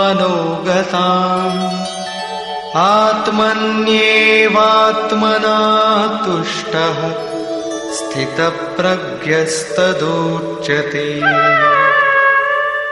पार्थ, जब मनुष्य मन में स्थित संपूर्ण कामनाओं को त्याग देता है तब वो आत्मा से ही आत्मा में संतुष्ट हुआ स्थिर बुद्धि वाला कहा जाता है। कामनाओं के त्याग पर ही आत्मा का दिग्दर्शन होता है। ऐसा आत्माराम आत्मतृप्त महापुरुष ही स्थित प्रज्ञ है। दुःखेष्वनुद्विग्नमनाः सुखेषु विगतस्पृहः वीतरागभयक्रोधः स्थितधीर्मुनिरुच्यते। दैहिक, दैविक तथा भौतिक दुखों में जिसका मन उद्विग्न नहीं होता, सुखों की प्राप्ति में जिसकी स्पृहा दूर हो गई है तथा जिसके राग, भय और क्रोध नष्ट हो गए हैं, मननशीलता की चरम सीमा पर पहुंचा हुआ मुनि स्थित प्रज्ञ कहा जाता है। उसके अन्य लक्षण बताते हैं। यः सर्वत्रानभिस्नेहः तत्तत्प्राप्य शुभाशुभम् नाभिनन्दति न द्वेष्टि तस्य प्रज्ञा प्रतिष्ठिता। जो पुरुष सर्वत्र स्नेह रहित हुआ, शुभ अथवा अशुभ को प्राप्त होकर न तो प्रसन्न होता है और न द्वेष करता है, उसकी बुद्धि स्थिर है। शुभ वो है जो परमात्म स्वरूप में लगाता है, अशुभ वो है जो प्रकृति की ओर ले जाने वाला होता है। किंतु स्थित प्रज्ञ पुरुष अनुकूल परिस्थितियों से न प्रसन्न होता है और न प्रतिकूल परिस्थितियों से द्वेष करता है, क्योंकि प्राप्त होने योग्य वस्तु न उससे भिन्न है और न पतित करने वाले विकार ही उसके लिए है। अर्थात अब साधन से उसका अपना कोई प्रयोजन नहीं रहा। ऐसा व्यक्ति स्थित प्रज्ञ कहा जाता है। यदा संहरते चायं कूर्मोऽङ्गानीव सर्वशः इन्द्रियाणीन्द्रियार्थेभ्यः तस्य प्रज्ञा प्रतिष्ठिता। जिस प्रकार कछुआ अपने अंगों को समेट लेता है, ठीक वैसे ही ये पुरुष जब सब ओर से अपने अंगों को समेट लेता है तब उसकी बुद्धि स्थिर होती है। खतरे को देखते ही कछुआ जिस प्रकार अपने सिर और पैर समेट लेता है, ठीक इसी प्रकार जो पुरुष विषयों में विचरती हुई इंद्रियों को सब ओर से समेटकर हृदय देश में निरोध कर लेता है, उस काल में उस पुरुष की बुद्धि स्थिर होती है। किंतु ये तो एक दृष्टांत मात्र है। खतरे का एहसास मिटते ही कछुआ तो अपने अंगों को पुनः फैला देता है। क्या इसी प्रकार स्थित प्रज्ञ महापुरुष भी विषयों में रस लेने लगता है? इस पर कहते हैं, विषया विनिवर्तन्ते निराहारस्य देहिनः रसवर्जं रसोऽप्यस्य परं दृष्ट्वा निवर्तते। इंद्रियों द्वारा विषयों को न ग्रहण करने वाले पुरुषों के विषय तो निवृत्त हो जाते हैं, क्योंकि वे ग्रहण ही नहीं करते, किंतु उनका राग नहीं निवृत्त होता, आसक्ति लगी रहती है। संपूर्ण इंद्रियों को विषयों से समेटने वाले निष्काम कर्मी का राग भी परम दृष्टवा, परम तत्व परमात्मा का साक्षात्कार करके निवृत्त हो जाता है। महापुरुष कछुए की तरह अपनी इंद्रियों को विषयों में नहीं फैलाता। एक बार जब इंद्रियां सिमट गईं तो संस्कार ही मिट जाते हैं, पुनः वे नहीं निकलते। निष्काम कर्मयोग के आचरण द्वारा परमात्मा के प्रत्यक्ष दर्शन के साथ उस पुरुष का विषयों से राग भी निवृत्त हो जाता है। प्रायः चिंतन पथ में हठ करते हैं। हठ से इंद्रियों को रोककर वे विषय से तो निवृत्त हो जाते हैं, किंतु मन में उनका चिंतन राग लगा रहता है। ये आसक्ति परम दृष्टवा परमात्मा का साक्षात्कार करने के बाद ही निवृत्त होती है, इसके पूर्व नहीं। पूज्य महाराज जी इस संबंध में अपनी एक घटना बताया करते थे। गृह त्याग से पूर्व उन्हें 3 बार आकाशवाणियां हुई थी। हमने पूछा, महाराज जी आपको आकाशवाणी क्यों हुई, हम लोगों को तो नहीं हुई? तब इस पर महाराज जी कहे, हो ई शंका मोहू के बही रही, अर्थात ये संदेह मुझे भी हुआ था। तब अनुभव में आया कि मैं 7 जन्म से लगातार साधु हूं।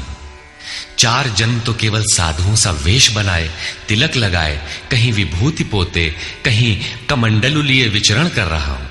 योग क्रिया की जानकारी नहीं थी, लेकिन पिछले 3 जन्म से बढ़िया साधु हूं, जैसा होना चाहिए। मुझ में योग क्रिया जागृत थी। पिछले जन्म में पार लग चला था, निवृत्ति हो चली थी, किंतु 2 इच्छाएं रह गई थी, एक तो स्त्री और दूसरी गांजा। अंतर मन में इच्छाएं थीं, किंतु बाहर से हमने शरीर को दृढ़ रखा। मन में वासना लगी थी, इसलिए जन्म लेना पड़ा। जन्म लेते ही भगवान ने थोड़े ही समय में सब दिखा सुनाकर निवृत्ति दिला दी। 2-3 चटकना दिया और साधु बना दिया।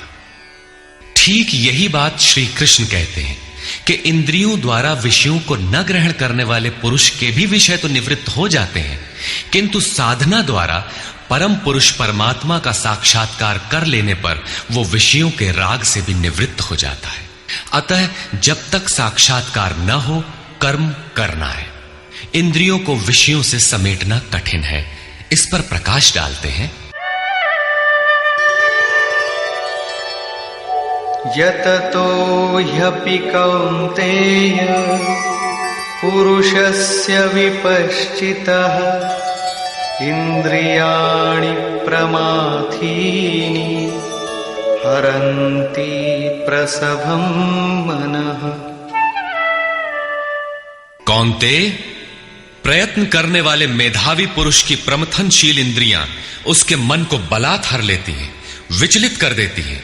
इसलिए तानि सर्वाणि संयम्य युक्त आसीत मत्परः वशे हि यस्येन्द्रियाणि तस्य प्रज्ञा प्रतिष्ठिता। उन संपूर्ण इंद्रियों को संयत करके योग से युक्त और समर्पण के साथ मेरे आश्रित हो, क्योंकि जिस पुरुष की इंद्रियां वश में होती हैं उसी की बुद्धि स्थिर होती है। यहां योगेश्वर श्री कृष्ण साधन के निषेधात्मक अवयवों के साथ उसके विधेयात्मक पहलू पर जोर देते हैं। केवल संयम और निषेध से इंद्रियां वश में नहीं होती। समर्पण के साथ इष्ट चिंतन अनिवार्य है। इष्ट चिंतन के अभाव में विषय चिंतन होगा, जिसके कुपरिणाम श्री कृष्ण के ही शब्दों में देखें।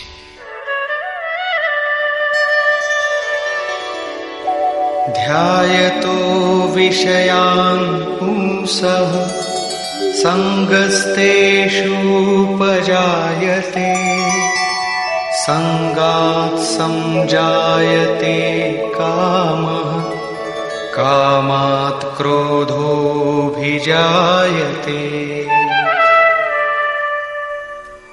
विषयों का चिंतन करने वाले पुरुष की उन विषयों में आसक्ति हो जाती है। आसक्ति से कामना उत्पन्न होती है। कामना पूर्ति में व्यवधान आने से क्रोध उत्पन्न होता है। क्रोध किसे जन्म देता है? क्रोधाद् भवति सम्मोहः सम्मोहात् स्मृतिविभ्रमः स्मृतिभ्रंशात् बुद्धिनाशो बुद्धिनाशात् प्रणश्यति। क्रोध से विशेष मूढ़ता अर्थात अविवेक उत्पन्न होता है। नित्य अनित्य वस्तु का विचार नहीं रह जाता। अविवेक से स्मरण शक्ति भ्रमित हो जाती है, जैसा अर्जुन को हुआ था। भ्रमतीव च मे मनः। गीता के समापन पर उसने कहा, नष्टो मोह स्मृतिर्लब्धा। क्या करें क्या न करें इसका निर्णय नहीं हो पाता। स्मृति भ्रमित होने से योग परायण बुद्धि नष्ट हो जाती है और बुद्धि नाश होने से ये पुरुष अपने श्रेय साधन से च्युत हो जाता है। यहां श्री कृष्ण ने बल दिया है कि विषयों का चिंतन नहीं करना चाहिए। साधक को नाम रूप लीला और धाम में ही कहीं लगे रहना चाहिए। भजन में ढील देने पर मन विषयों में जाएगा। विषयों के चिंतन से आसक्ति हो जाती है। आसक्ति से उस विषय की कामना साधक के अंतर मन में होने लगती है। कामना की पूर्ति में व्यवधान होने पर क्रोध, क्रोध से अविवेक, अविवेक से स्मृति भ्रम और स्मृति भ्रम से बुद्धि नष्ट हो जाती है। निष्काम कर्म योग को बुद्धि योग कहा जाता है, क्योंकि बुद्धि स्तर पर इसमें विचार रखना चाहिए कि कामनाएं न आने पाए। फल है ही नहीं। कामना आने से यह बुद्धि योग नष्ट हो जाता है। साधन करिय विचारहीन मन शुद्ध होए नहीं तैसे। विचार आवश्यक है। विचार शून्य पुरुष श्रेय साधन से नीचे गिर जाता है। साधन क्रम टूट जाता है, सर्वथा नष्ट नहीं होता। भोग के पश्चात साधन वहीं से पुनः आरंभ होता है जहां अवरुद्ध हुआ था। ये तो विषयाभिमुख साधक की गति है। स्वाधीन अंतःकरण वाला साधक किस गति को प्राप्त होता है, इस पर श्री कृष्ण कहते हैं, रागद्वेष वियुक्तैस्तु विषयानीन्द्रियैश्चरन् आत्मवश्यैर्विधेयात्मा प्रसादमधिगच्छति। आत्मा की विधि को प्राप्त प्रत्यक्षदर्शी महापुरुष राग द्वेष से रहित वश में की हुई अपनी इंद्रियों द्वारा विषयान चरण, विषयों में विचरता हुआ भी प्रसाद मधिगच्छति, अंतःकरण की निर्मलता को प्राप्त होता है। वो अपनी भाव दृष्टि में रहता है। महापुरुष के लिए विधि निषेध नहीं रह जाते। उसके लिए कहीं अशुभ नहीं रहता जिससे वो बचाव करे, तथा उसके लिए कोई शुभ शेष नहीं रह जाता जिसकी वो कामना करे।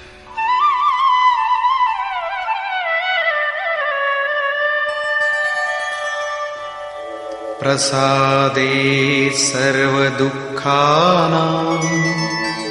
हानिरस्योपजायते प्रसन्नचेतसो याशु बुद्धिः पर्यवतिष्ठते। भगवान के पूर्ण कृपा प्रसाद भगवत्ता से संयुक्त होने पर इसके संपूर्ण दुखों का अभाव हो जाता है। दुखालयम अशाश्वतम, संसार का अभाव हो जाता है और उस प्रसन्न चित्त वाले पुरुष की बुद्धि शीघ्र ही अच्छी प्रकार स्थिर हो जाती है। किंतु जो योग युक्त नहीं है उनकी दशा पर प्रकाश डालते हैं। नास्ति बुद्धिरयुक्तस्य न चायुक्तस्य भावना न चाभावयतः शांति अशांतस्य कुतः सुखम्। योग साधन रहित पुरुष के अंतःकरण में निष्काम कर्मयुक्त बुद्धि नहीं होती। उस अयुक्त के अंतःकरण में भाव भी नहीं होता। भावना रहित पुरुष को शांति कहा और अशांत पुरुष को सुख कहा। योग क्रिया करने से कुछ दिखाई पड़ने पर ही भाव बनता है। जाने बिनु ना होई प्रतीति, भावना बिना शांति नहीं मिलती। और शांति रहित पुरुष को सुख अर्थात शाश्वत सनातन की प्राप्ति नहीं होती। इंद्रियाणां हि चरता यन्मनोनुविधीयते तदस्य हरति प्रज्ञां वायुर्नावमिवाम्भसि। जल में नाव को जिस प्रकार वायु हरण करके गंतव्य से दूर कर देता है, ठीक वैसे ही विषयों में विचरण करती हुई इंद्रियों में जिस इंद्रिय के साथ मन रहता है, वो एक ही इंद्रिय उस अयुक्त पुरुष की बुद्धि को हर लेती है। अतः योग का आचरण अनिवार्य है। क्रियात्मक आचरण पर श्री कृष्ण पुनः बल देते हैं।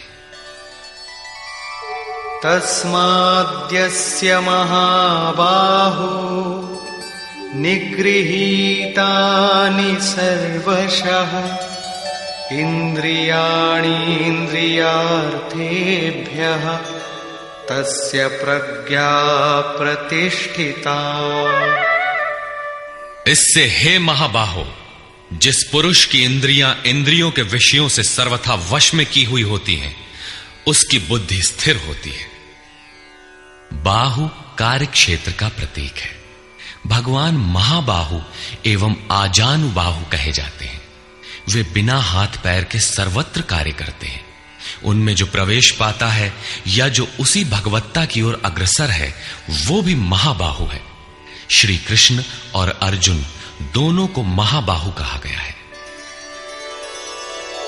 या निशा सर्वभूतानां तस्यां जागर्ति संयमी यस्यां जागृति भूतानि सा निशा पश्यतो मुनिः। संपूर्ण भूत प्राणियों के लिए वो परमात्मा रात्रि के तुल्य है, क्योंकि दिखाई नहीं देता, न विचार ही काम करता है, इसलिए रात्रि सदृश है। उस रात्रि में परमात्मा में संयमी पुरुष भली प्रकार देखता है, चलता है, जागता है, क्योंकि वहां उसकी पकड़ है। योगी इंद्रियों के संयम द्वारा उसमें प्रवेश पा जाता है। जिन नाशवान सांसारिक सुख भोग के लिए संपूर्ण प्राणी रात दिन परिश्रम करते हैं, योगी के लिए वही निशा है। रमा विलासु राम अनुरागी तजत बमन जिमि जन बड़ भागी। जो योगी परमार्थ पथ में निरंतर सजग और भौतिक ऐषणाओं से सर्वथा निष्प्रिय होता है, वही उस इष्ट में प्रवेश पाता है। वो रहता तो संसार में ही है, किंतु संसार का उस पर प्रभाव नहीं पड़ता। महापुरुष की इस रहनी का चित्रण देखें। आपूर्यमाणमचल प्रतिष्ठम् समुद्रमापः प्रविशन्ति यद्वत् तद्वत् कामायं प्रविशन्ति सर्वे स शान्तिमाप्नोति न कामकामी। जैसे सब ओर से परिपूर्ण अचल प्रतिष्ठा वाले समुद्र में नदियों के जल उसको चलायमान न करते हुए बड़े वेग से उसमें समा जाते हैं, ठीक वैसे ही परमात्मा में स्थित प्रज्ञ पुरुष में संपूर्ण भोग विकार उत्पन्न किए बिना समा जाते हैं। ऐसा पुरुष परम शांति को प्राप्त होता है, न कि भोगों को चाहने वाला।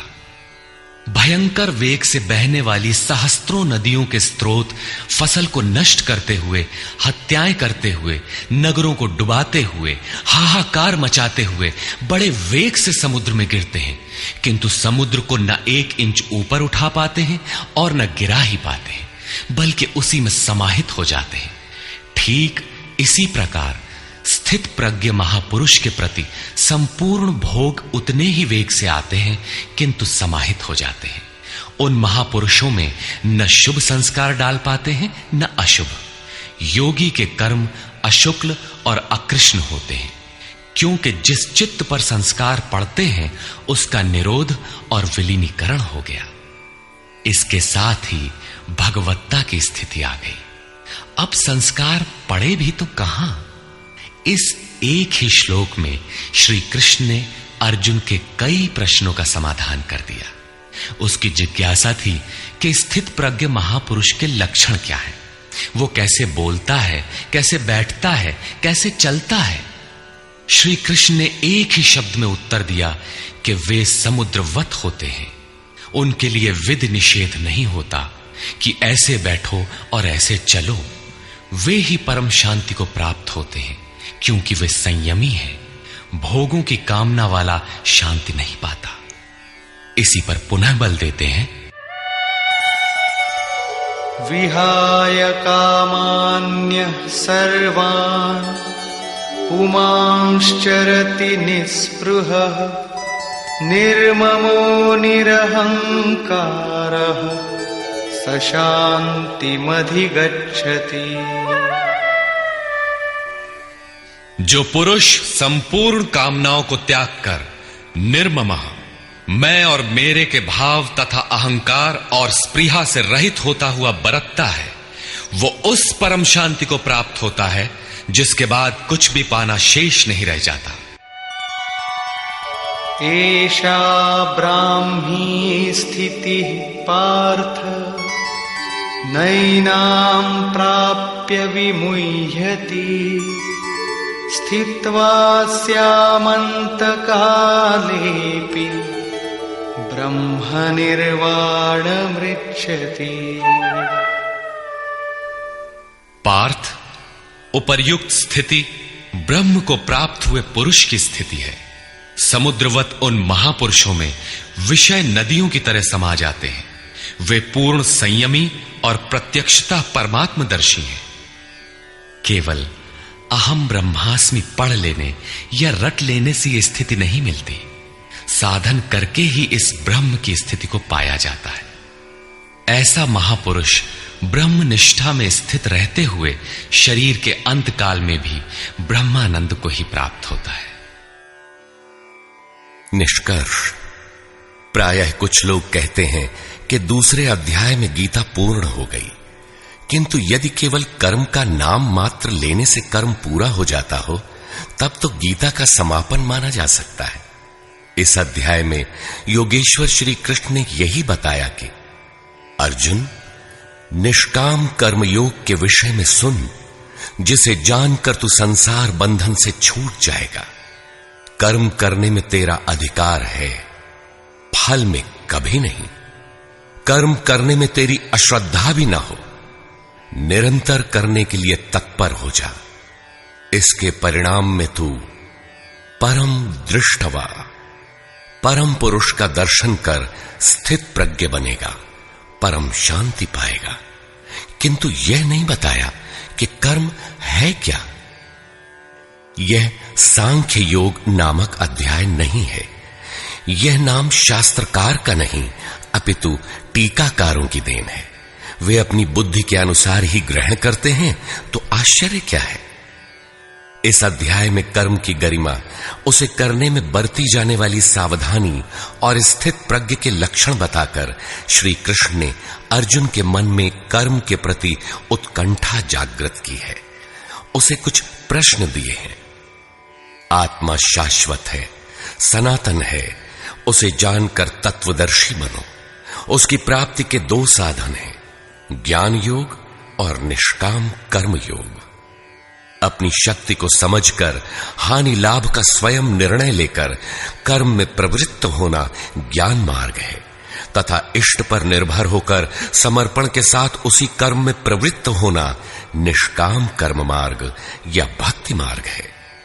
गोस्वामी तुलसीदास ने दोनों का चित्रण इस प्रकार किया है। मोरे प्रौढ़ तनय समज्ञानी, बालक सुत समदास अमानी, जनहि मोर बल निज बल ताही, दुह कह काम क्रोध रिपु आही। मेरे दो प्रकार के भजने वाले हैं, एक ज्ञान मार्गी, दूसरा भक्ति मार्गी। निष्काम कर्म मार्गी या भक्ति मार्गी शरणागत होकर मेरा आश्रय लेकर चलता है।